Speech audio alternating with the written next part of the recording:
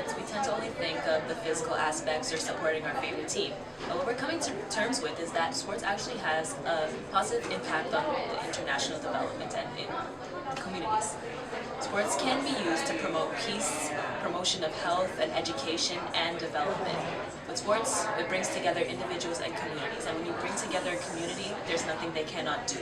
With Right to Play, not only are you trying to set in stone a foundation to solve problems of now, but try to solve problems in the future as well. Right to Play is an advantageous organization because it works toward achieving the Millennium Development Goals by providing people with the necessary tools to learn, promote health, build peace, and thus develop communities. Sports benefit individuals because it provides them with the necessary self-esteem, self-confidence, and social skills that will increase their employability in the future. Okay, so it's a pretty common understanding or belief, I guess, that Right to Play takes North American or Western beliefs and tries to kind of instill those in underdeveloped countries. I disagree with that in the sense that Right to Play does go in and teaches people within that community just how to start up the program themselves, and then it's a completely self-sustaining organization in that all of the volunteers are locals from the community, all of the headquarters, or all of the people working in the headquarters are locals and they're getting paid, so it's employing people within that country as well. Right to Play works toward changing gender norms by providing women and girls with equal opportunity to men and boys, which will help empower them to make positive changes in their communities in the future.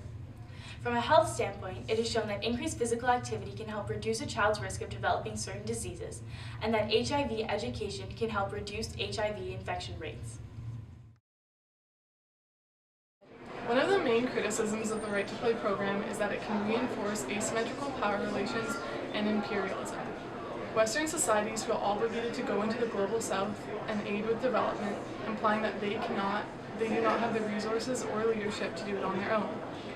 Right to Play is a charity that attempts to use sport and play to help children overcome poverty.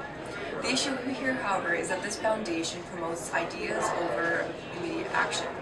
While hundreds of children all over the world are starving at this moment, ones that are being aided in this foundation are being taught how to play westernized sports.